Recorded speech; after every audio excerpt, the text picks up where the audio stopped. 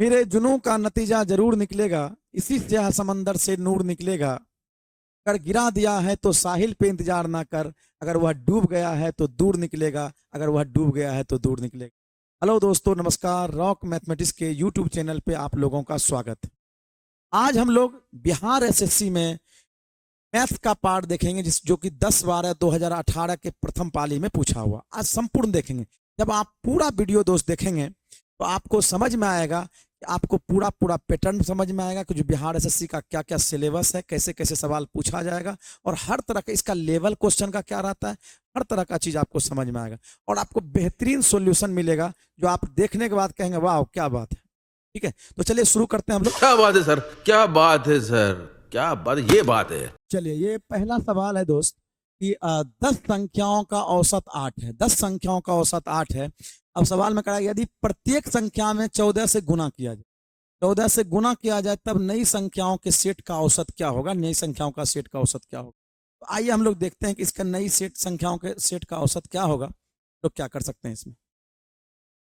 अगर हमको आंसर एक लाइन में पूछा जाए तो डायरेक्ट हम लोग कहेंगे 8 गुना हो जाएगा 14, यानी इसका मतलब 14 8 72 से यानी 112 आंसर हो जाएगा ए। आप पूछिएगा कैसे, तो इसके लिए आपको ध्यान रखना है थोड़ा सा। इस सवाल में 10 संख्याओं का औसत दिया हुआ है 8, यानी ओल्ड एवरेज है। कहता यदि प्रत्येक संख्या में 14 से गुना किया जाता है तो इस संख्याओं के सेट का औसत क्या होगा, यानी अब औसत क्या होगा। तो हम लोग ये जानते हैं, जब एवरेज बताते हैं आपको तो हम बताते हैं कि न्यू एवरेज बराबर होता है हम लोग का, न्यू एवरेज बराबर होता है ओल्ड एवरेज। Old average.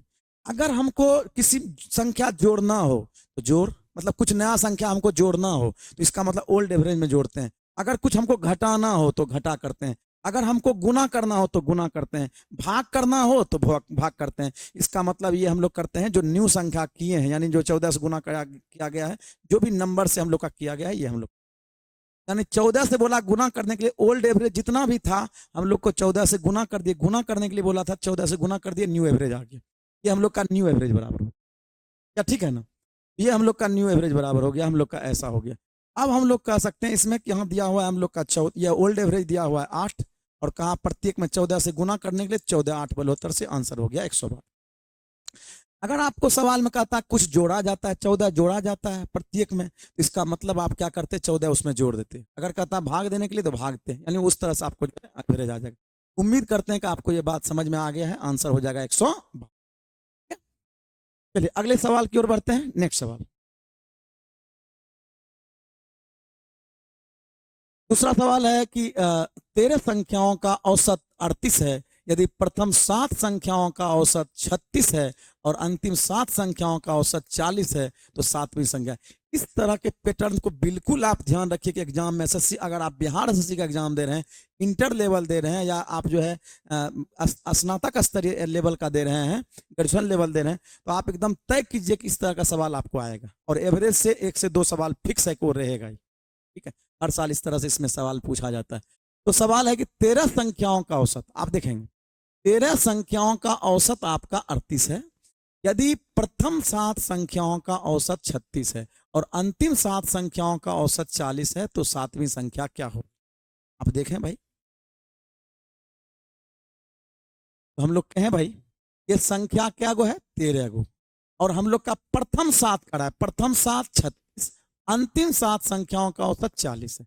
अगर हम प्रथम से 7 लें, आप 3 संख्या 4 संख्या के लिए, 5 संख्या के लिए सोचिए, A B C D E तक है। अगर हमको कहेगा प्रथम 3, प्रथम 3, अंतिम 3, ये इसका मतलब है अगर ये दोनों को जोड़ के अगर कुल को घटा देंगे, ए बी सी को घटा देंगे, तो क्या हमको खाली सी बच जाएगा कि नहीं बच जाएगा, यानी थर्ड नंबर बच जाएगा कि नहीं बच जाएगा, बिल्कुल बचेगा। इसका मतलब ये है कि सातवीं संख्या पूछ रहा है, तो इसका मतलब पहला प्रथम से 3 अंतिम से 3 ये दिया हुआ था, तीसरा संख्या आपको निकालना। तो ऐसे सवाल में आपको जब भी बनाना हो, हमको कह रहा है सातवीं संख्या निकालने के लिए तो क्या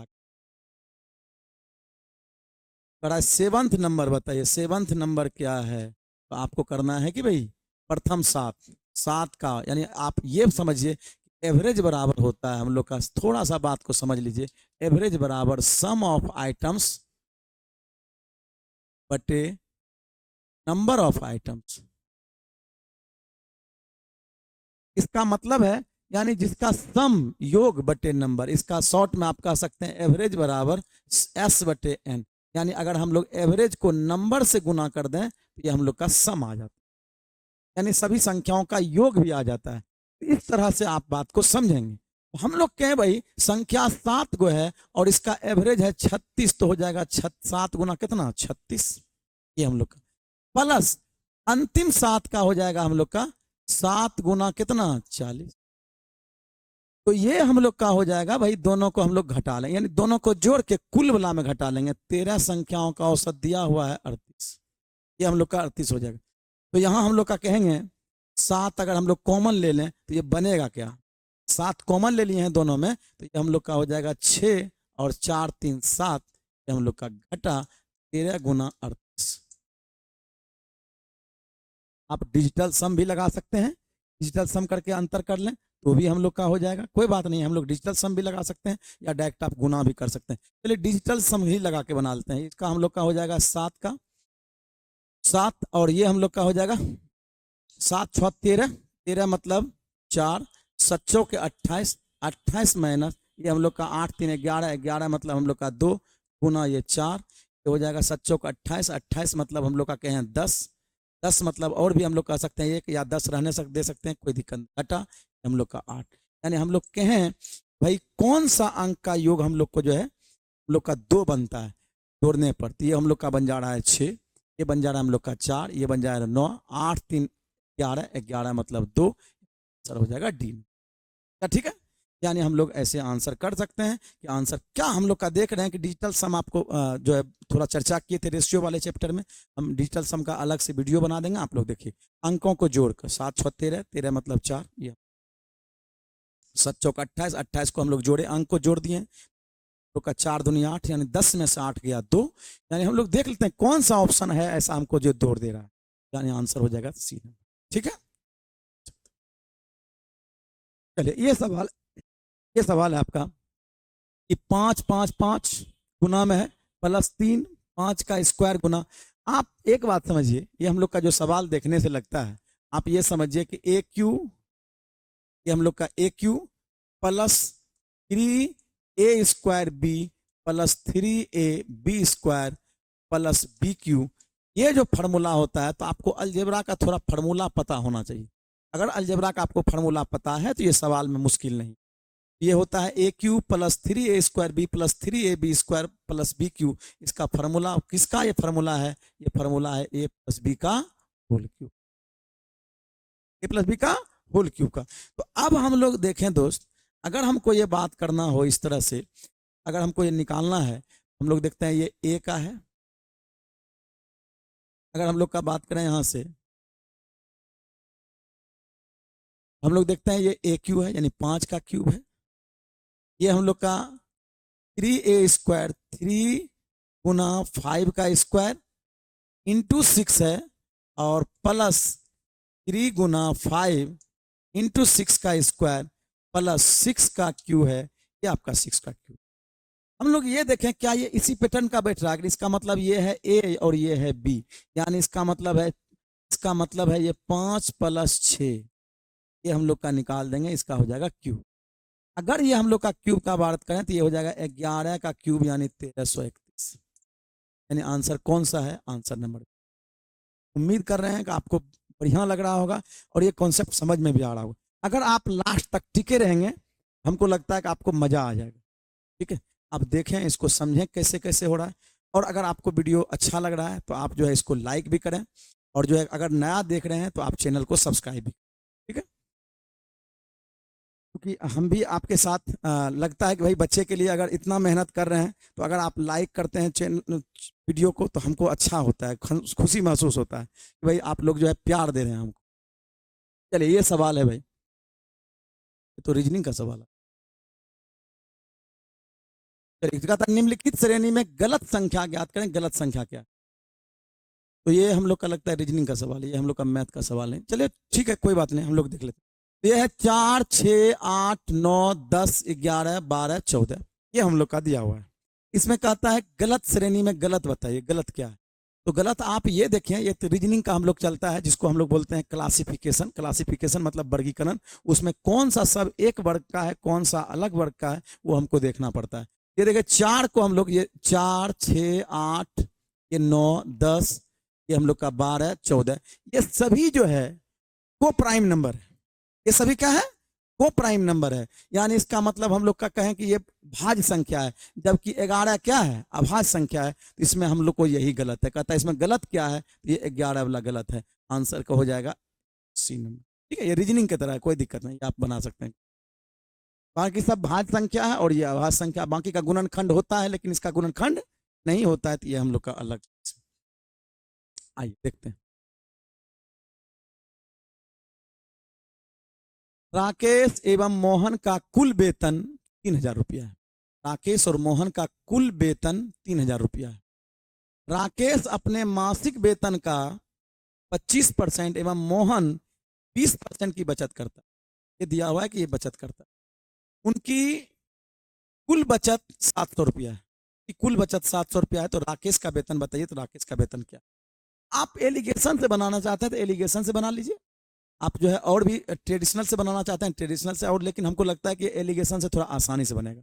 अगर हम लोग सोचें एलिगेशन में कि राकेश और मोहन कुल का वेतन अगर 3,000 है, अगर हम सोचें एलिगेशन में, हम लोग ऐसे सोचते हैं, अगर ये 3,000 सब का सब वेतन राकेश को होता, इसका मतलब है उसका बचत कितना होता? 25%। तो 3,000 का 25% निकाल लीजिए। 3,000 का 25%, 25% से 2% से 0 खत्म, और 25 दिया 75। यानी राकेश का बात कर रहे हैं और इधर बात कर रहे हैं हम लोग मोहन। अगर राकेश का बचत होता तो इसका मतलब है 750 रुपया।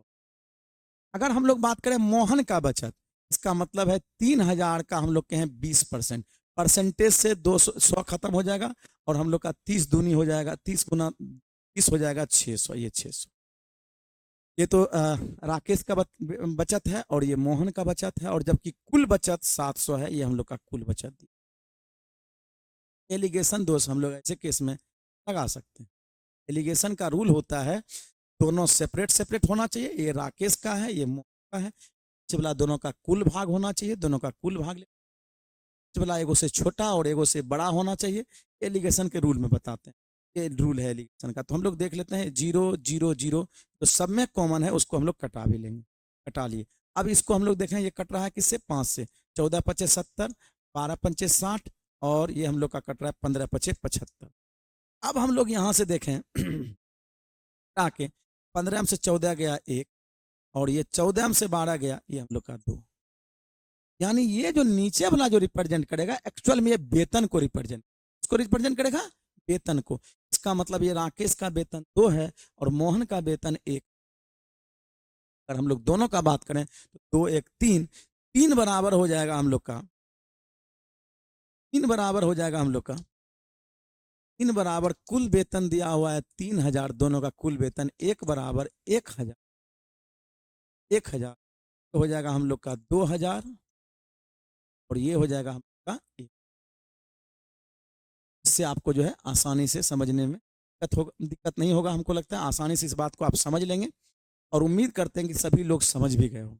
और भी कई सारा तरीका हो सकता है एक सवाल को बनाने का। ये सबसे बेहतरीन तरीका है इसमें कि आप ये अप्रोच लगावें। कोई परसेंटेज भी बनाना चाहता है, परसेंटेज भी सकता है।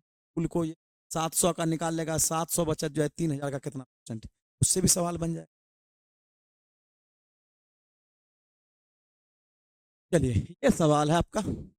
इसी धनराशि पर 2 वर्ष में 5% का वार्षिक दर से चक्रवृद्धि ब्याज एवं साधारण ब्याज का अंतर 15। तो धनराशि क्या? आप निश्चिंत इस बात को निश्चित कीजिए, आपके एग्जाम में इस तरह का क्वेश्चन जो आएगा, ये बात फिक्स है। क्योंकि ये एसएससी में हर एग्जाम के लिए सवाल जो है बढ़िया सवाल। अंतर आपका 2 साल का 3 साल का पूछा जा सकता है, और जनरली सवाल में 2 साल का पूछता है, हो सकता है कभी कभी 3 साल का भी पूछ देता है। ठीक है, तो लेकिन आप जो है ये आश्वस्त हो जाए कि भाई इस तरह का सवाल आएगा। इसके लिए एक फार्मूला होता है, और बेसिक जो है कॉन्सेप्ट भी होता है। हम कॉन्सेप्ट बताते हैं, फिर इसका फार्मूला भी बताते हैं। इसी धनराशि पर 2 वर्ष में 5% की दर से चक्रवृद्धि ब्याज एवं साधारण ब्याज का अंतर 15 रुपया है। धनराशि मान लेते हैं कोई धनराशि जो है वो एक्चुअल में 100 है। धनराशि कितना है? 100 है। धनराशि 100 है। अब हम लोग का इस पे कर रहा है 5% से ब्याज, हम लोग ब्याज का बात करते हैं। तो आप जानते हैं अगर मूलधन पे ब्याज लें तो डायरेक्ट ब्याज होता है। तो 100 का 5% 5, फिर 5, हमको 2 वर्ष का दिया है, 5 का 5% होता है, 5 का 5 निकालेंगे 25, और परसेंटेज है तो 2 अंक के बाद पीछे से पॉइंट हो जाएगा। इसका मतलब है हम लोग का ये देखें, अगर दोनों को जोड़ देंगे तो ये चक्रवृद्धि ब्याज कहलाएगा। अगर हम जो ये बात देखेंगे ये साधारण ब्याज कहलाता है, और सबको जोड़ते हैं चक्रवृद्धि ब्याज। अंतर किसके वजह से होता है? ब्याज के वजह से। अंतर किसके वजह से होता है? ब्याज के वजह से। तो इसका मतलब हम लोग ये कह सकते हैं कि हम लोग को जो दिया हुआ है अंतर है 15 रुपया। ये 15 रुपया जो एक्चुअल में वैल्यू है 0.25 का। अगर आप फार्मूला नहीं भी जानते हैं तो कोई बात नहीं, आप बिल्कुल कॉन्सेप्ट से बना सकते हैं। ये 15 रुपया जो अंतर आया है इसी ब्याज के कारण, अंतर के कारण, यानी इतना जो डिफरेंस आ गया है एसआई सीआई में। अगर सीआई बात करेंगे तो ये हम लोग को जुड़ के होगा 10.25। लेकिन हमको इसका जरूरत क्या है? तो यही देखेंगे, इसी कारण डिफरेंस आया है। एसआई हो गया 10, सीआई हो जाएगा, अंतर है 0.25, यानी 15 यूनिट जो वैल्यू है एक्चुअल में 0.25 का वैल्यू है। हमको चाहिए 100 का वैल्यू, हम 100 का वैल्यू पॉइंट से उड़ा देंगे, ऊपर जाएगा 100, और ये हम लोग का कट जाएगा 25 चौके 100, और ये हो जाएगा 15 चौके 60, यानी इसका मतलब है 2 जीरो और बैठा दें, हम लोग का मूलधन कितना हो जाएगा? आंसर हो जाएगा 4, आंसर हो जाएगा 4। ये आप समझ गए होंगे। अगर आप कॉन्सेप्ट जानते हैं तो कोई दिक्कत नहीं होता है, सवाल खटाक से बन जाता है, कोई भी रेट रहेगा आपको आसानी से बन जाएगा। बाकी जो है कोई बच्चा अगर फार्मूला याद रखा हुआ है तो फार्मूला भी बना सकता है। आपते आप फार्मूला क्या होता है इसका? फार्मूला पर भी सवाल आसान है, फार्मूला भी ध्यान रख सकते हैं। 2 साल के लिए डिफरेंस होता है PR² बटे नीचे में 100 गुना 100। अगर आपको ये फार्मूला याद रहता है तो आप जो है फार्मूला याद रख सकते हैं। P बराबर होता है आपका D दिया हुआ है हम लोग का, अंतर है 15 का। P कितना है ये हमको पता नहीं है। R कितना दिया है भाई? 5%, 5 का स्क्वायर हो जाएगा 25, नीचे में हो जाएगा 100 गुना 100 ये हम लोग का, और ये 25 चौके 100 यानी हो जाएगा 15 चौक 60, यानी 100 से गुना करेंगे वैल्यू ऑटोमेटिक निकल जाएगा 6। अगर किसी को ये फार्मूला भी याद रहता है तो आप फार्मूला से बना लें सवाल को, क्या ठीक है? सकते हैं। ये आगे बढ़ते हैं नेक्स्ट सवाल की ओर। सवाल है कि 18 बाइंडर 12 दिनों में 1200 पुस्तकों की बाइंडिंग कर सकते हैं, तो 24 दिनों में 800 पुस्तकों की बाइंडिंग करने के लिए कितने बाइंडर की आवश्यकता होगी? कितने बाइंडर की आवश्यकता होगी? हम लोग देखते हैं कि ये कितने बाइंडर की आवश्यकता होगी। कितना बाइंडर है? 18 बाइंडर है। कितने दिनों में? 12 दिनों में। कितना पुस्तक? तो आप जब भी ये अप्रोच लगाते हैं, ये हम लोग का मिक्स प्रोपोर्शन हो, यानी टाइम एंड वर्क वाला भाग है। हम लोग ये कहते हैं हम लोग D1 doer, D1 T1 H1 जिसका भी बात कर रहा है D1 T1 बटे W1, इसमें इसी का बात कर रहा है, बराबर D2 T2 बटे W2। ये फॉर्मेट हम लोग इसमें यूज करेंगे। हम लोग का कह रहा है कि 18 बाइंडर, यानी 18 गो बाइंडर है, काम करने वाला 18 गो है, बाइंडर जो 18 गो है। क्या दिन में काम करता है? 12 दिनों में। कितना पुस्तक बनाता है? 1200 पुस्तक बनाता है। तो ये 1200 आपका क्या हो गया? वर्क हो गया। तब कहता है इसी सवाल में, बताइए 24 दिनों में 800 पुस्तकों की बाइंडिंग करने के लिए कितने बाइंडरों की आवश्यकता होगी? 24 दिनों में कहता है कि 3 24 है, कितने बाइंडर की आवश्यकता होगी ये हमको पता नहीं है, और ये 800 पुस्तक को,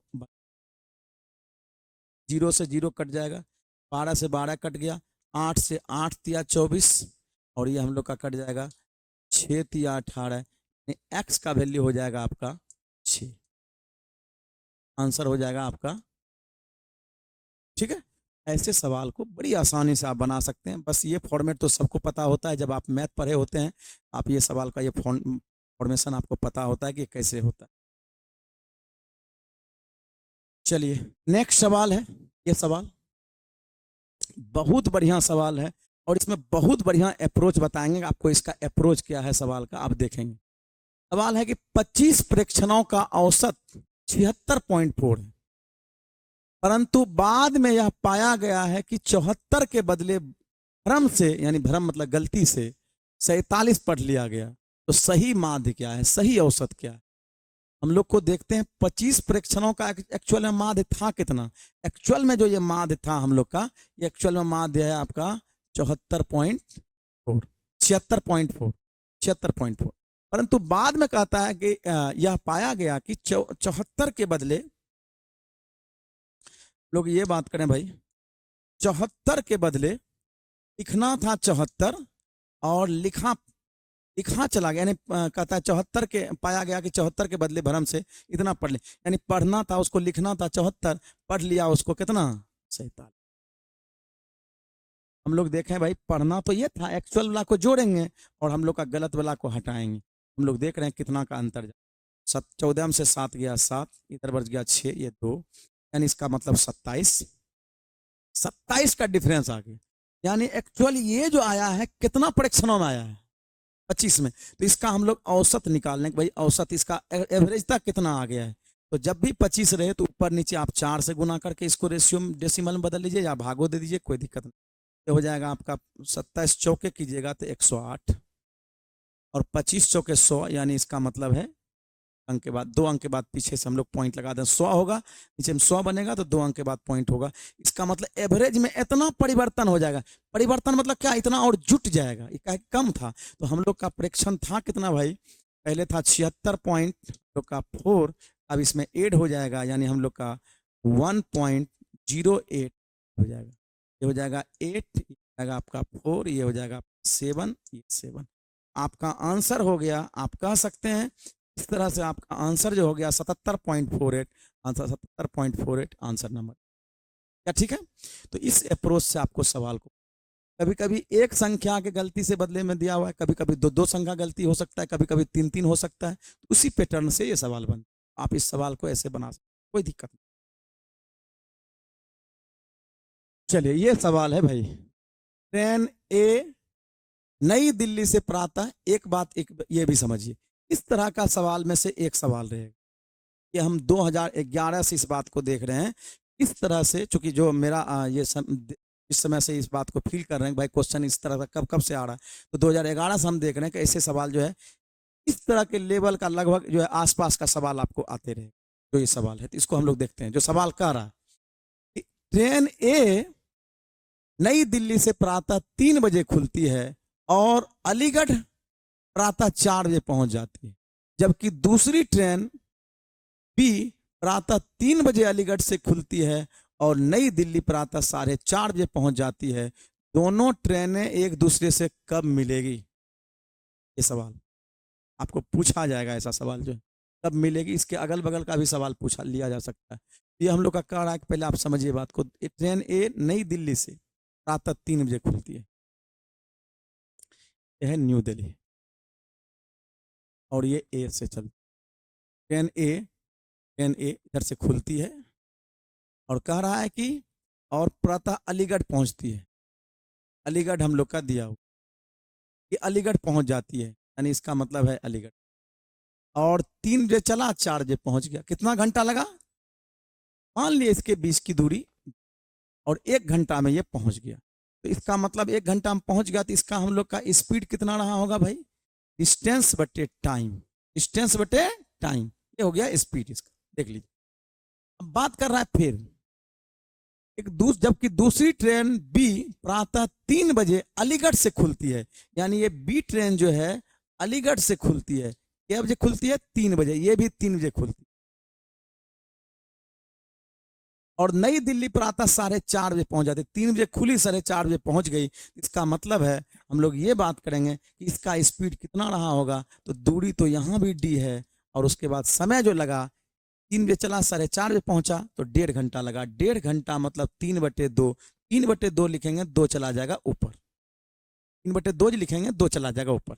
ये हो गया हम लोग का इसका ए का स्पीड, ये हो गया हम लोग का बी का स्पीड। और ये इधर से आ रही है, ये इधर से।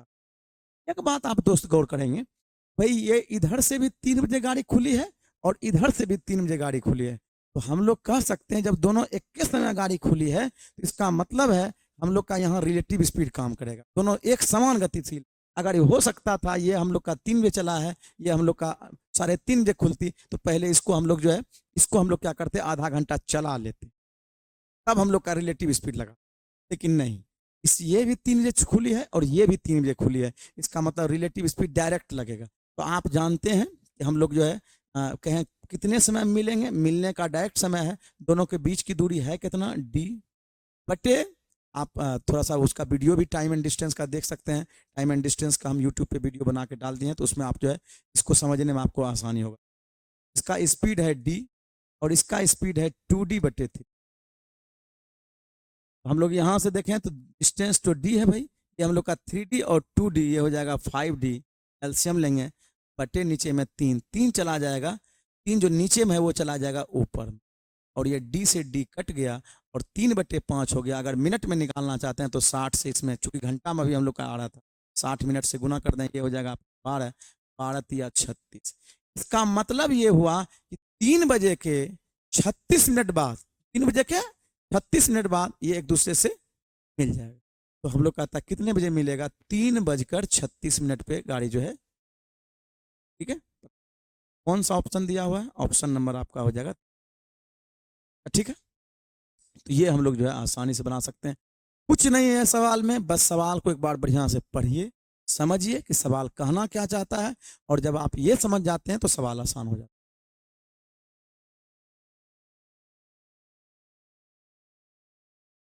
और हमेशा आप जो भी आपका लक्ष्य है उस लक्ष्य के प्रति जो है हमेशा एक्टिव रहिए, हमेशा जागरूक रहिए, उत्सुक रहिए, जुनूनी बन के रहिए कि हमको जो लक्ष्य है मेरा उसको हमको प्राप्त करना, ठीक है।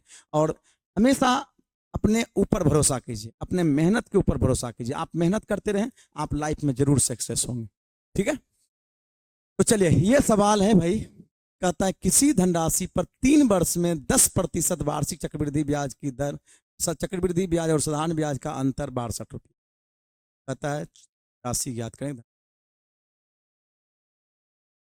तो देखिए अभी हम लोग का कुछ देर पहले ही देखे थे 2 वर्ष का चक्रवृद्धि, 2 वर्ष का अंतर दिया हुआ था, यहाँ 3 वर्ष का अंतर, तो कोई बात नहीं, अभी रेट 10% है, तो हम कॉन्सेप्ट जैसे बताए थे वैसे ही कॉन्सेप्ट से बताते हैं। मूलधन मान लिया हम लोग 100 का 10% साधारण ब्याज 10 रुपया, दूसरा वर्ष में साधारण ब्याज आप जानते हैं बराबर बराबर चलता है, साधारण ब्याज लिख दी। अब हम लोग का ये हो जाएगा 10 का 10% 1 रुपया, फिर हम लोग का हो जाएगा 10, 10, 20 और 21, 21 का यानी ब्याज का ब्याज, यानी 21 का 10% हो जाएगा हम लोग का कितना, 21 का हम लोग का हो जाएगा 10% यानी 2 पॉइंट। अगर हम लोग देखें कि बढ़ा कितना भाई, ये हम लोग का 3.1 बढ़ा, 3.1 बढ़ा, इसका मतलब इसी कारण ब्याज हो रहा है, यानी हम लोग का देखें 62 रुपया जो अंतर जा रहा है वो किसके कारण जा रहा है, 3.1 के जा रहा है, तो 3.1 के कारण जा रहा है। तो हमको निकालना किसका वैल्यू है, हमको 100 का वैल्यू चाहिए, 100 का वैल्यू चाहिए, तो हम लोग यहाँ से पॉइंट उड़ा दी, 30 दूनी 62 हो जाएगा। 2 साल के 3 साल के आराम से इस सवाल को आप ऐसे बना सकते हैं, आंसर हो जाएगा ए। आप इसको आसानी से बना सकते हैं। बाकी कोई फार्मूला याद रखना चाहते हैं तो फार्मूला होता है डिफरेंस बराबर 3 साल का PR², जहां तक वो पढ़े थे वहां, बटे नीचे यहाँ हम लोग का 300 प्लस R बटे नीचे में 3 गो, चूंकि R दिया हुआ है तो 3 गो 100 लिखिएगा। आप इस पे भी सोल्व करेंगे तो ये का वैल्यू यहाँ आप रख देंगे और इसको R का वैल्यू रख देंगे 10%, आपका आराम से सवाल का वैल्यू निकल, कोई दिक्कत नहीं। लेकिन हम कॉन्सेप्ट बताते हैं, कॉन्सेप्ट आप बनाइए, सवाल आराम से बन जाए। सवाल देख रहे हैं कितना इंपॉर्टेंट है, 2 साल 3 साल के लिए पूछते रहता है, आप उसके लिए हमेशा जो है एक्टिव रहेंगे, कोई सवाल पूछ। आइए ये सवाल है आपका, एक किसान एक गाय को 24,000 रुपया में 20% लाभ पर बेचता है। गाय का मतलब जो कहते हैं जो किसान पालता है वही तो बेचता है। अब यहाँ दिया हुआ है सवाल कि किसान एक गाय को 24,000 रुपया में 20% के लाभ पर बेचता है, वह दूसरी गाय को 27,000 रुपया में 10% की हानि पर बेचता है, तो उस किसान को कितने प्रतिशत का लाभ या हानि होगा ये बता, कितने % का लाभ, ठीक है। ये सवाल है, आप खुद भी इसको सोच सकते हैं सवाल को कैसे किया जा सकता है। तो हम बोलते हैं जिस डेटा के साथ विक्रय मूल्य लगा हुआ, एक किसान एक गाय को 24,000 रुपया में 20% के लाभ पर बेचता है, यानी 24,000 में बेचता है 20% के लाभ पर, यानी 24,000 जो एक्चुअल में है यहाँ पे क्या है, वो विक्रय मूल्य है। 24,000 क्या है, विक्रय मूल्य है, वो 24,000 हम लोग का विक्रय मूल्य है।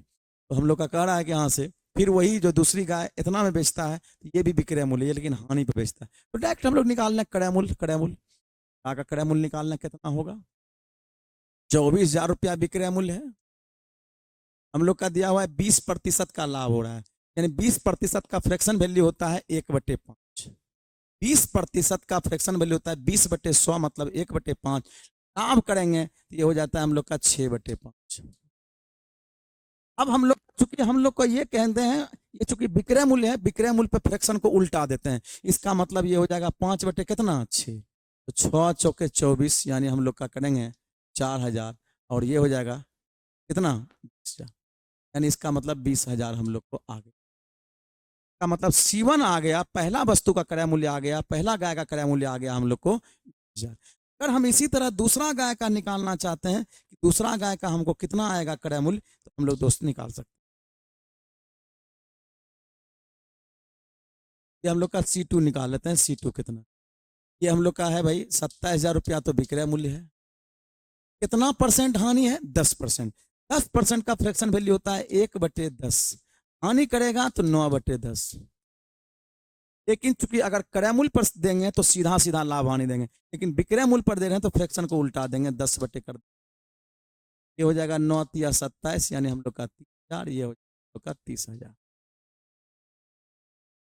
अब आप बात को समझिए, अब आप बात को समझिए भाई, कि हम लोग का C1 भी आ गया, C2 भी आ गया, तो अब हमको क्या चाहिए, हम लोग को चाहिए ये, हम लोग को चाहिए ये, मतलब दोनों का C1 आ गया, C2 आ गया, और हम लोग को S1 S2 पहले से पता था। तो कुल कितना में खरीदा, कुल खरीदा कितना में, 50,000 में। कुल बेचा कितना में था, 24,000, और 27,000 को जोड़ दीजिए, यानी 24,000 27,000 को जोड़िएगा तो ये हो जाएगा आपका 7×4 = 51,000, 51,000। यानी कुल खरीदा आपका जो है 50,000 में, बेचा कुल जो है 51,000 में, कितना का लाभ, लाभ हुआ आपको 1,000 का, बटे नीचे में 5,000 गुना 100%, सॉरी 50,000 गुना 100%। 2 जीरो से 2 जीरो कट जाएगा, और ये आपको 2 बार में कट हो जाएगा। अगर आप मतलब ये हम लोग का निकालना चाहेंगे आप दूसरा तरीका से तो भी आप निकाल सकते हैं, लेकिन पहले आपको उसमें चेंज करना ही पड़ेगा एलिगेशन से, तब आपको ये निकले। पहले आपको क्रय मूल्य निकालना है, जब क्रय मूल्य निकाल ही लिए थे तो तब फिर हम लोग इस तरीके से क्यों ना निकालें। आप जो ऐसा कर सकते हैं, सवाल में कोई दिक्कत नहीं, कोई मुश्किल नहीं है। अब जो है सवाल में अगर आपका प्रैक्टिस है तो सवाल बड़ी आसानी से बनते चले। ठीक है, तो आंसर हो जाएगा 2% क्या लाभ, 2% का लाभ, आंसर नंबर C। चलिए ये सवाल,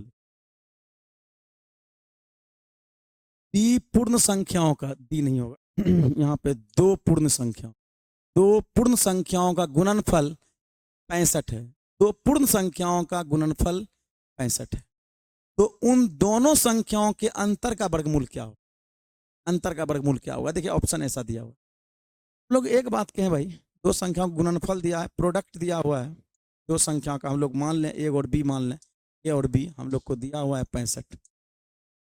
तो ये क्या क्या केस बन सकता है, क्योंकि अब इसके अलावा कुछ नहीं दिया हुआ, तो ये क्या क्या केस बन सकता है। इसका केस बन सकता है, तो आप पहला नजर में सोचेंगे तो आप यही सोचेंगे भाई, हम लोग का 13 5 65, 13 भी आभास संख्या है, 5 आभास संख्या, अब इससे ज्यादा नहीं टूटे। दूसरा हम लोग यही तोड़ सकते हैं 1 गुना 65। अब इसका वर्गमूल निकालें, इसके अंतर का वर्गमूल, यहाँ सवाल में कहता है संख्याओं के अंतर का वर्गमूल निकालें, इसका अंतर आ जाएगा हम लोग का 8, 8 का वर्गमूल 2√2 है, लेकिन हम लोग का चूंकि पूर्ण संख्या का रहा है, पूर्ण संख्या हम तोड़ना है, और हम लोग का आंसर जो है इस तरह का नहीं है, तो 8 का वर्गमूल हम लोग का 2√2 आ जाएगा, जो कि ऑप्शन इस तरह का सही। अब इसको देखें, अगर इसका हम लोग माने हुए हैं, अब दोनों का अंतर देखें तो अंतर बन रहा है हम लोग का 64, और इसका वर्गमूल निकालें तो इसका वर्गमूल निकलेगा कितना, 8, और ये आपका आंसर हो जाएगा। ठीक है, तो ये आप सवाल में कुछ कुछ सवाल ऐसा होता है कि इसमें लॉजिक लगाना पड़ता है, यानी रीजनिंग की तरह लॉजिक लगाएंगे और सवाल आसानी से बन जाता है, कोई दिक्कत। ठीक है, सवाल, चलिए भाई सवाल है, देखेंगे आप लोग क्या है सवाल। गीता और गीता की आय का अनुपात 5:3 है, सीता और गीता की आय का अनुपात 5:3 है। यदि सीता और गीता क्रमशः 1200 रुपया और 900 रुपये बचाती है तो उसके व्यय का अनुपात 2:3 है। तो सीता की आय बताइए, सीता की आय। अब ठीक है, तो आपका ये दिया हुआ है, सीता और गीता की आय का अनुपात 5:3 है। आय दिया हुआ है, यहाँ हम लोग का खर्च दिया हुआ है और यहाँ हम लोग का बचत दोनों का दिया। देखिए सवाल को अप्रोच देखिए आप, आय दिया हुआ है, खर्च का रेशियो दिया हुआ है, बचत डेटा में दिया हुआ, तो हम लोग का अप्रोच लगाएंगे यहाँ पे। ये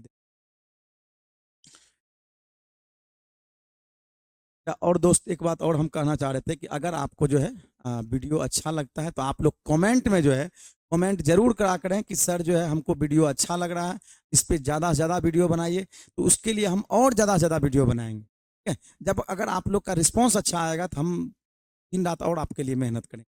आप जो है पहले कोशिश किया कीजिए, मतलब जो भी लोग देखें वीडियो को, आप जो है कमेंट में जरूर क्या कीजिए कि आपको कैसा लगा वीडियो। आप जो है उसको जब आप अपना प्रतिक्रिया देते हैं तो वो हमको अच्छा लगता है, ठीक है। आइए देखते हैं, गीता और गीता की आय 5:3 है।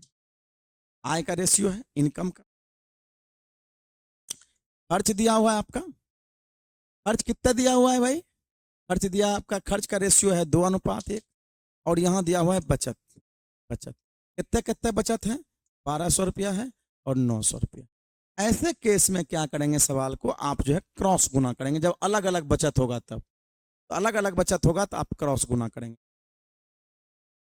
तो जब क्रॉस गुना करेंगे देखिए क्या होने वाला है, यहां से आप समझिए।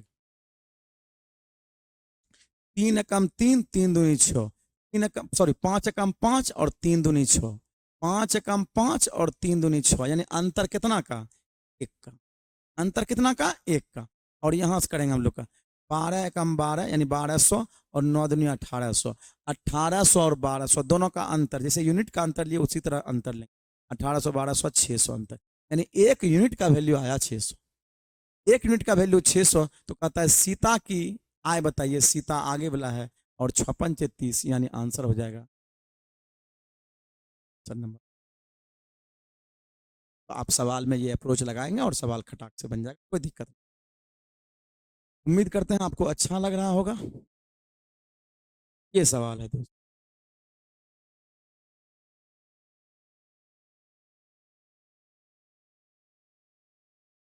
ये सवाल है कि यदि ए स्क्वायर प्लस बी स्क्वायर बराबर 117 और ए बी बराबर 54 दिया हुआ है तो ए प्लस बी बटे ए माइनस बी का मान बताइए। ऐसे सवाल को आप जब भी सोचिए, आप अप्रोच लगा के सोचिए, आप हीट एंड ट्रायल लगाइए। भाई हम लोग देखें गुना करने पर हमको 54 आना चाहिए। आप 54 क्या क्या ला सकते हैं, क्या क्या करके ला सकते हैं। आप लेंगे 9 छके 54, अगर ऐसे सोचें हम लोग का ए बी को गुणनखंड सकते हैं, 27 गुना 2 भी हम लोग सोचेंगे, वो तो थोड़ा बड़ा नंबर है। हम लोग का 9 छक 54 ये करीब का नंबर है, तो इसको हम लोग सोचते हैं 9 छक। अब ये तो हम लोग 54 सोच लिए, क्या ये इसको सेटिस्फाइड कर रहा है क्या। 9 का स्क्वायर करेंगे, 9 का स्क्वायर हम लोग का होता है 81, और हम लोग का 6 का स्क्वायर अगर बी को हम लोग, ये 6 को अगर हम लोग बी मान लें तो 6 का स्क्वायर 36, यानी इसका मतलब दोनों को जोड़ेंगे 6 1 7 और 8 3 11 111। जब जब ऐसा सवाल आवे निश्चित रूप से आप ये अप्रोच लगा, तो हम पिछले वाला भी सवाल में आप बनाए होंगे, फॉर्मूला से आप बिल्कुल ना बनाया। हाँ, जब नहीं टूटेगा तब वो होता है कि सवाल में आप फार्मूला लगाइए, कोई दिक्कत। ये हम लोग का हो गया 81 + 36 117, यानी हम अब इसका मतलब ए हो गया आपका 9, ए हो गया, ये है आपका ए और ये है आप, हम लोग यहाँ से लगा दें। हम लोग का पूछ रहा है ए प्लस बी, यानी 9 6 15 बटे 9 में से 6 गया 3, कटा देंगे, आंसर हो जाएगा सर नंबर। क्या ठीक है, ये सवाल को आप इस तरह से अप्रोच लगा। चलिए उम्मीद कर रहे हैं दोस्तों आप लोग को बहुत अच्छा लग रहा होगा, कर सकते हैं। और ये सवाल देखिए, ये भी सवाल बेहतरीन लग रहा है। एक बेईमान दुकानदार, जैसा कि नाम सुनने से लग रहा है बेईमान, और बेईमान को जनरली जो जब हम लोग बेईमान का बात करते हैं, प्रॉफिट लॉस हम पढ़ाते हैं और बेईमान का बात करते हैं, इसका मतलब है स्टेशन पर का याद आ जाता है। जब आप स्टेशन जाते हैं तो वहाँ खाली बेईमान दुकानदार ही मिलता है, क्या उसको लगता है कि लोग तो आता जाता है वहाँ, तुरंत लोकल तो आदमी रहता नहीं, स्टेशन पर जाकर खरीदता है। तो जो वो मतलब यात्री जो उतरता है उससे जो ज़्यादा बेईमानी वहीं पर होता है। तो एक बेईमान दुकानदार लागत मूल्य पर अपना सामान बेचता है, परंतु 1 किलोग्राम के बदले 950 ग्राम के वाट का उपयोग करता है। उसका लाभ प्रतिशत बताइए, उसका लाभ। ठीक है, आइए देखते हैं। तो अगर बेईमान दुकानदार का बात कर रहा है, तो आप जब दुकानदार का बात कर रहा है तो उसके ग्राहक भी होगा साथ में, ग्राहक और दुकानदार। इस ऐसे सिचुएशन में हम बोलते रहते हैं कि आप जब दुकानदार और ग्राहक का बात करते हैं तो इसको हम लोग ग्राहक को सीपी बोलते हैं और इसको एसपी बोलते हैं, क्योंकि यही सामान खरीदता है और ये हम लोग का जो है बेचता है, यहाँ लाभ। आप दूसरा सेंस में आप इस बात को भी समझ सकते हैं। अब हम लोग का सवाल दिया हुआ है कि ये ऐसे ऐसे कर रहा है। कहता है कि एक बेईमान दुकानदार लागत मूल्य पे अपना सामान बेचता है। लागत मूल्य पे सामान बेचता है यानी जितना में खरीदता है उतने में बेचता है, जितना में खरीदता है उतने में। तो हम लोग जब किलोग्राम वाला बात हो तो आप हमेशा मान के चलिए एक 100 ग्राम बराबर 100 ग्राम बराबर 100 रुपया, हमेशा 1000 ग्राम बराबर 1000 रुपया मान के चला, 1 ग्राम बराबर 1 रुपया मान के चला, यानी 100 ग्राम बराबर 100 रुपया, यानी 1000 ग्राम बराबर 1000 रुपया लेके चला। तो हम लोग कह रहा है कि जितना हम खरीदा उतने में, यानी आप एक एक का भी रेशियो निकाल सकते हैं, कोई दिक्कत नहीं, इसका एक और इधर भी हम। परंतु 1 किलोग्राम के बदले 950 ग्राम के वाट का उपयोग करता है। अब सुनिएगा, 950 ग्राम के वाट का उपयोग करता है, कौन करता है? दुकानदार। 950 ग्राम किसको देता है? ग्राहक को, यानी ग्राहक को लॉस दे रहा है, 950 ग्राम ही दे रहा है, जबकि ये वास्तव में है कितना? कहता है उसका लाभ प्रतिशत बताइए। आप इसको 1000 भी कर सकते थे, कोई दिक्कत नहीं, रेशियो में कट ही जाता तो हम लोग लिखें। अब अगर जो ये कट जाए तो आप कटा लीजिए, ये हो जाएगा 19 और ये हो जाएगा आपका 20। ये हो गया हम लोग का गुना करें, इधर हो जाएगा 19 और इधर हम लोग का रेशियो में हो गया 20। इसका मतलब 19 का चीज 20 में बेचा, 19 का चीज बेचा कितना में? 20 में। प्रॉफिट हुआ कि लॉस? प्रॉफिट कितना का? 1 बटे नीचे में 19 गुना 100%, यानी हम लोग का निकालेंगे, हो जाएगा हम लोग का 5.5 बटे 10%, 19 × 95 हम लोग लगाएंगे पूर्णांक निकाल। तो बेईमान दुकानदार वाला भी सवाल इस तरह का जो है एग्जाम में आ सकता है, और बेईमान दुकानदार के सवाल को आप ऐसे ही बना। और क्या क्या सवाल हो सकता है बाकी हम इस पे जो है वीडियो बनाते रहेंगे, अलग अलग तरह से कैसे कैसे सवाल आएगा, हर सवाल को सोल्व कर दे।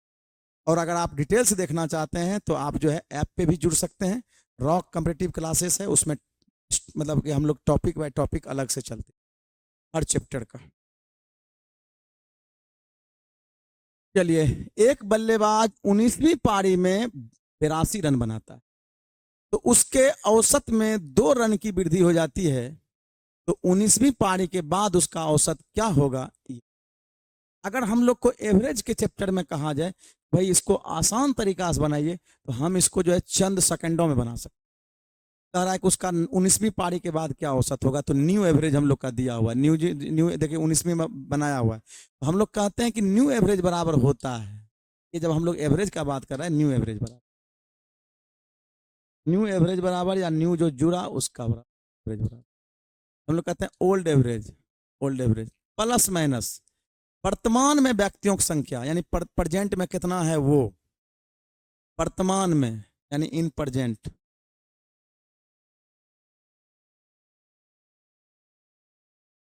में जितना नंबर है वो गुना मतलब न्यू एवरेज बराबर ओल्ड एवरेज प्लस माइनस वर्तमान में व्यक्तियों की संख्या गुना औसत में अंतर, डिफरेंस बिटवीन एवरेज बटे आने या जाने वाले व्यक्ति की संख्या, ये हम लोग का होता है आने या जाने वाला व्यक्ति की संख्या। हम लोग का ये कहते हैं कितना व्यक्ति आया कितना व्यक्ति गया, नंबर ऑफ पर्सन्स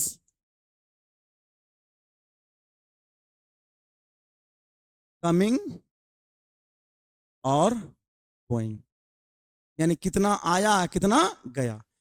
अगर ये फॉर्मूला आप ध्यान में रखते हैं दोस्त, पूरा एवरेज में हम ये सवाल पर ये आप अप्रोच लगता है, और हर सवाल जो है 10 सेकंड 20 सेकंड में सवाल बन जाता है। कोई भी सवाल को, हर सवाल को अलग अलग तरीके से नहीं बनाते हैं, जो भी इस तरह का सवाल पैटर्न पे आएगा ये हम लोग अप्रोच लगाते हैं और सवाल बन जाता है। ठीक है, तो आइए देखते हैं हम लोग का क्या हो रहा है।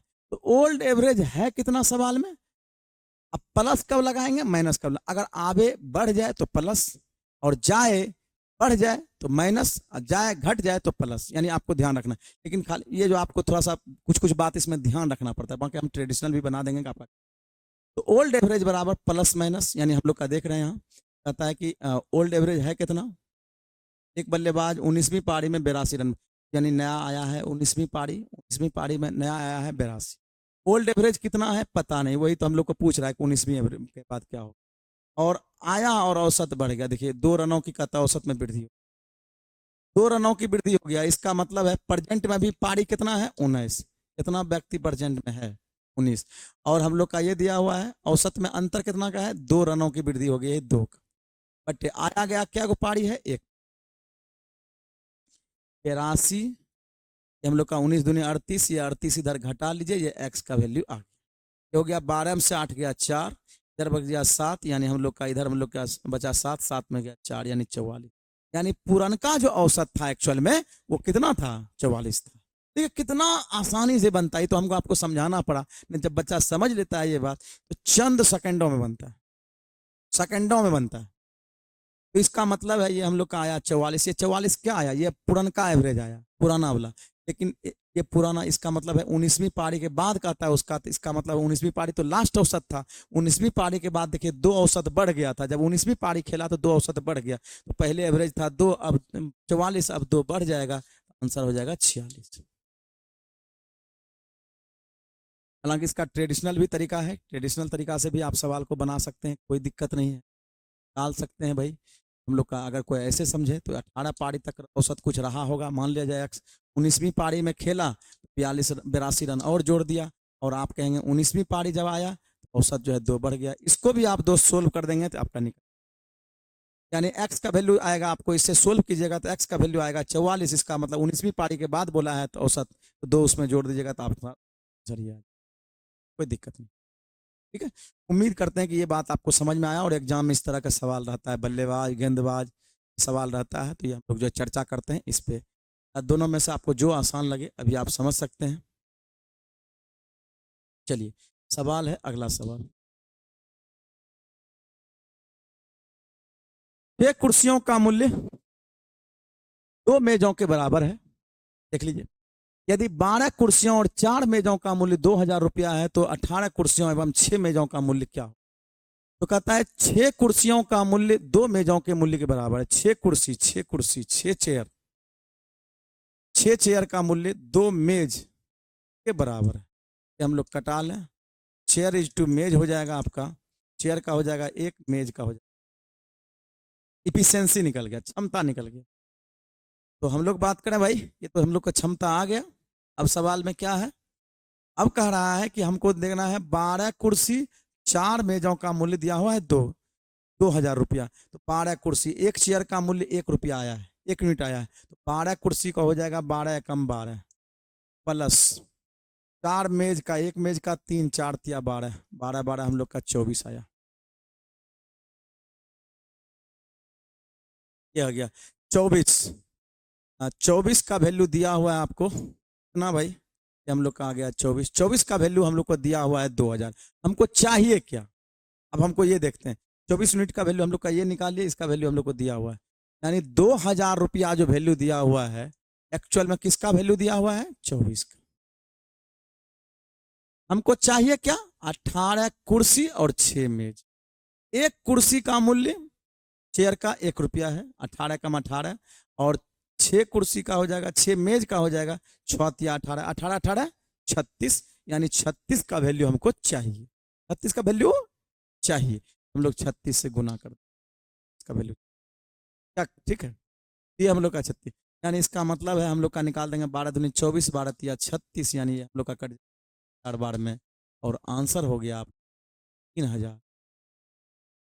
दोस्त मैथ में थोड़ा सा पेशेंस रखना पड़ता है, और सवाल का अप्रोच तो इतना ज़बरदस्त बताएंगे कि आप देखेंगे तो मन खुश हो जाएगा, ठीक है, आप देख रहे होंगे कि तरीका क्या अप्रोच है, खुद भी आप अप्रोच लगा सकते हैं, धीरे धीरे हम सोचते हैं कि आपका अप्रोच जो लगाने का सवाल में आप सोच पाएँ, सवाल बनता कैसे है, बनना कैसे चाहिए वो आप सोचिए। तो हम लोग का ये देखे 12 12 24 जो वैल्यू है, इसका वैल्यू 2000, यानी 2000 वैल्यू है 24 यूनिट का, हमको चाहिए था इसका मूल्य हम लोग नेक्स्ट, 5 घंटियां एक साथ बजना आरंभ करती है, फिर वे 2, 4, 6, 8 एवं 10 सेकंड के अंतराल पर बजती रहती है, तो वह सभी घंटियां एक साथ 24 मिनट में कितनी बार बजेगी? बहुत बढ़िया सवाल, बहुत जबरदस्त सवाल, ये देखेंगे। तो चूंकि 5 घंटियां हैं जो कि अलग अलग समय पर जो एक साथ बजनी आरंभ हुई, और वे बजता है कितना कितना सेकंड के लिए बजता है? पहला बजता है 2 सेकंड के लिए, फिर 4 सेकंड के लिए बजता है, फिर 6 सेकंड बजता है, और ये हम लोग का 8 सेकंड, ये सब सेकंड में इतना इतना बजता है। हम चाहते हैं कि इकट्ठा कब बचेगा? इकट्ठा बजने के लिए वो मिनिमम समय, वो न्यूनतम समय बताइए जो भी इकट्ठा बजेगा। तो मिनिमम समय हमको निकालना है, तो इसका क्या निकालना है? एलसीएम निकालना। एलसीएम जो हम लोग निकालते हैं, सबसे बड़ा क्या है? 10, 2 गुना 5, 8 लाने के लिए 2 है, इसमें 4 का जरूरत है, और फिर हम लोग का 6 तो हम लोग का 2 है, 3 का जरूरत है, 4 इसमें ऑलरेडी है, और हम लोग का 2 है। ये हम लोग गुना कर लेते हैं, 5 दूनी 10, 4 तिया 12, 120। 120 सेकंड आ गया हम लोग का, देख लीजिए 120 सेकंड आ गया। इसका मतलब है ये प्रत्येक 120 सेकंड के बाद इकट्ठा बजता हो। 120 सेकंड अगर इसको हम मिनट में बदलें तो 60 से भाग देते हैं, इसका मतलब है 2 मिनट। इसका मतलब ये हुआ कि प्रत्येक 2 मिनट पे ये इकट्ठा बजते जाता है, प्रत्येक 2 मिनट पे। तो हम लोग ये बात कर रहे हैं भाई कि 24 मिनट पे कितने बार बजा होगा? तो 2 मिनट पे एक बार बजता है, तो 24 मिनट में क्या बार बजता होगा? हम लोग निकाल लेंगे, इसमें 2 से भाग, हम लोग का आ गया। जितना भी आएगा उसमें आप 1 जोड़ दिया करेंगे ऐसे सवाल में। तो ये हम बताते हैं आपको, इसका मतलब आंसर हो जाएगा 13, आंसर नंबर सी। क्यों? क्योंकि हम लोग का ये जो बना है, ये हम लोग का 10-10, यानी इसका मतलब जो ये बना है हम लोग का, जो 2 मिनट पे बज रहा है, आप बात को समझिएगा इसको, अगर आप समझना चाह रहे हैं तो 2-2 मिनट पे जो बज रहा है, तो इसका मतलब ये कहें कि हम लोग का 24 मिनट में कितना बार बजा है? तो आपको लग रहा है 12 बार, नहीं, एक बार पहले इकट्ठा भी तो बजा होगा। तो सब ये तो हम 120 मिनट बाद का समय लिए हैं, कोई 120 मिनट के बाद बजा है। इसका मतलब है हम लोग का क्या होगा? एक बार इकट्ठा पहले बज गया होगा, तब शुरू हुआ होगा। आप तो उसको काउंटिंग ही नहीं कर रहे हैं, इसीलिए हम लोग इसमें 1 ऐड हो जाता है 13। दूसरे तरह से भी समझ सकते हैं आप, भाई हम लोग का जो है, आप टोटल जो हम लोग का दूरी है, यानी हम लोग का क्या है, 24 मिनट पे बजाना है, 24 मिनट पे बजाना है, प्रत्येक 3 मिनट पे हम लोग को बजना है, प्रत्येक हम लोग का क्या मिनट पे? 2 मिनट पे, तो 2 मिनट पे बज रहा है, ये 2 मिनट पे बजा होगा, 2 मिनट पे ये बजा होगा, 2 मिनट पे एक बार ये बजा होगा, 2 मिनट यहाँ से गुजरा होगा, तब तो ये बजा होगा 2 मिनट का। इसका मतलब है अगर हम 24 बार कहें तो यहाँ से काउंटिंग होता है हम लोग का 12 बार, ना कि यहाँ से काउंटिंग। ये हम लोग का काउंटिंग बचा रहता है, इसीलिए हम लोग उसमें क्या करते हैं? जोड़ देते हैं। बाकी दूसरे दिन किसी दिन और समय मिलेगा तो हम जो है इसको और डिटेल से बताएंगे।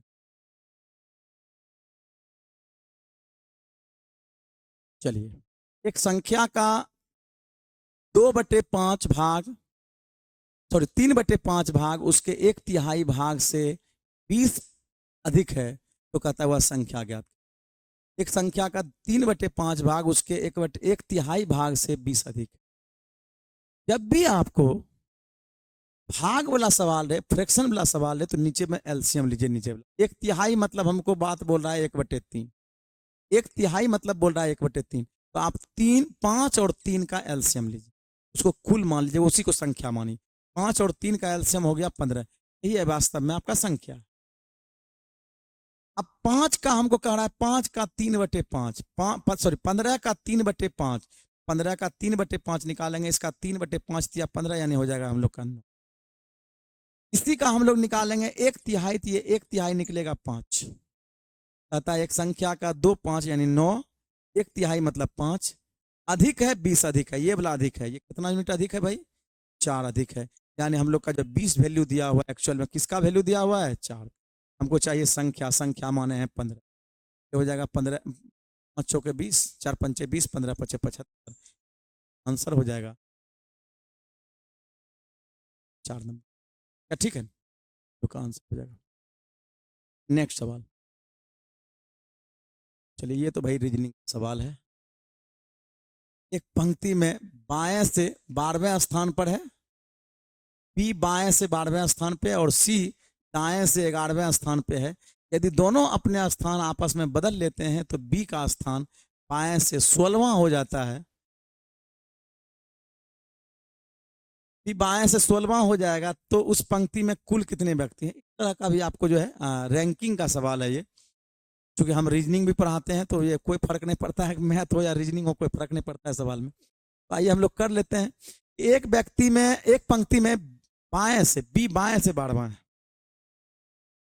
बी जो है बाएं से 12वां पोजीशन पे, बाएं से 12वां, और यहाँ लिख बाएं से। तो हम लोग ये जब लाइन जब हम बनाते हैं, इधर बाएं मतलब होता है लेफ्ट, इधर देखिए मेरा हाथ लेफ्ट चल रहा है और इधर हम लोग जो है राइट जिधर होगा उधर आप।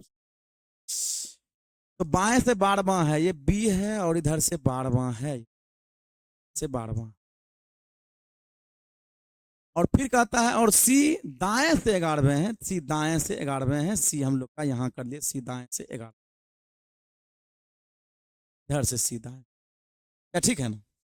अब कहता है कि यदि दोनों अपने स्थान आपस में बदल लेते हैं तो ठीक है भाई, सी हो जाएगा यहाँ और सी हो जाएगा यहाँ, अपना स्थान अगल बगल कर लिया।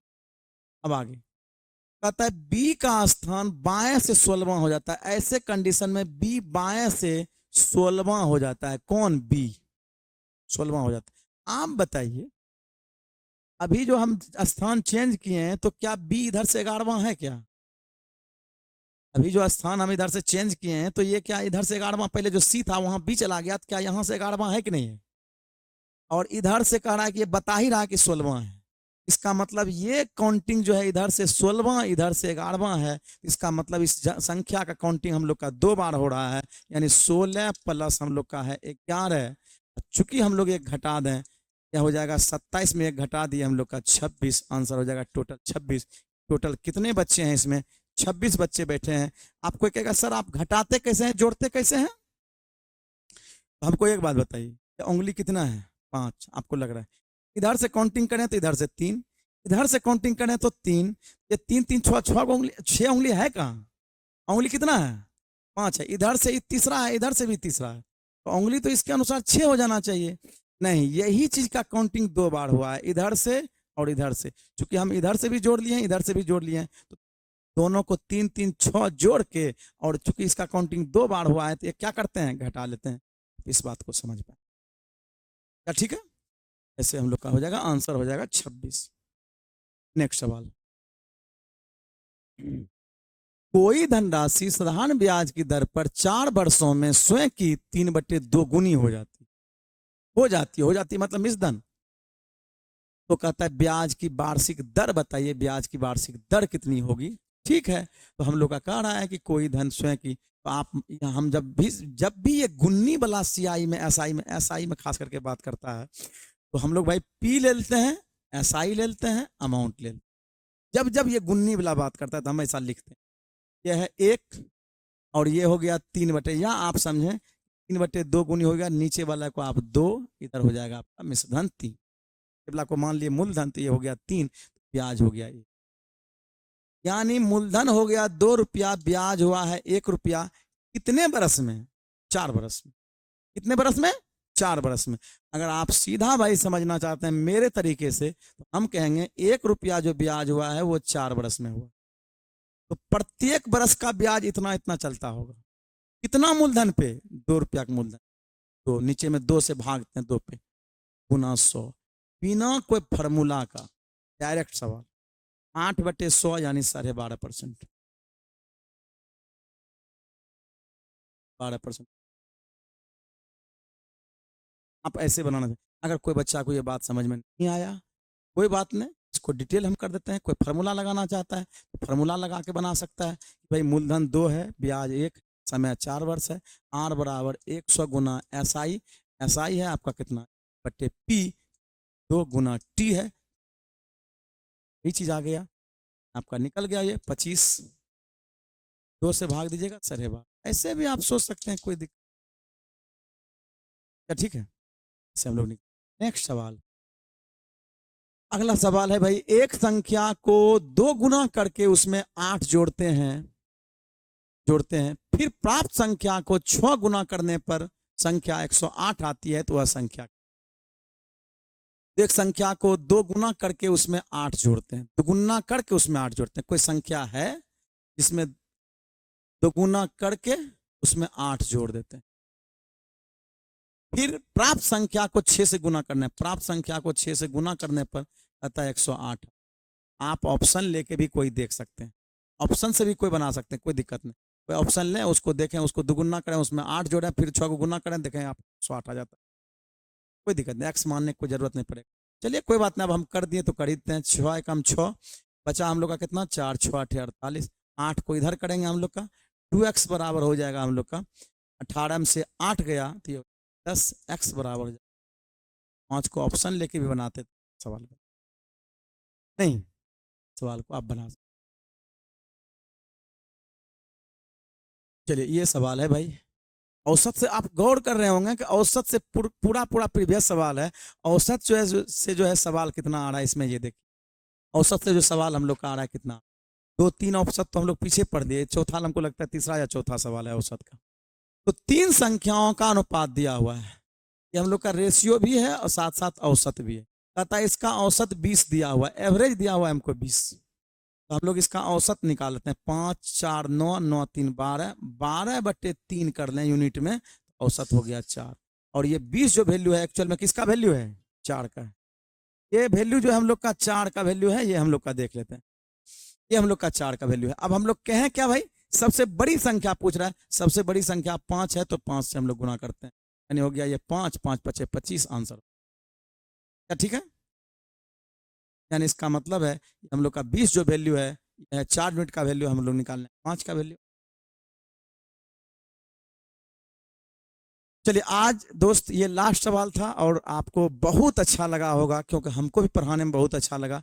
आप लोग का बस आप लोग का प्यार बना रहे, ठीक है। और आप अगर चाहते हैं कि आप हम रेगुलर रहें तो आप लोग जो है वीडियो पर ज़्यादा से ज़्यादा कमेंट कीजिए, सर जो है आप रेगुलर कीजिए, ठीक। आप लोग का जो है जैसा भी समर्थन होगा हम जो उस अनुसार जो आप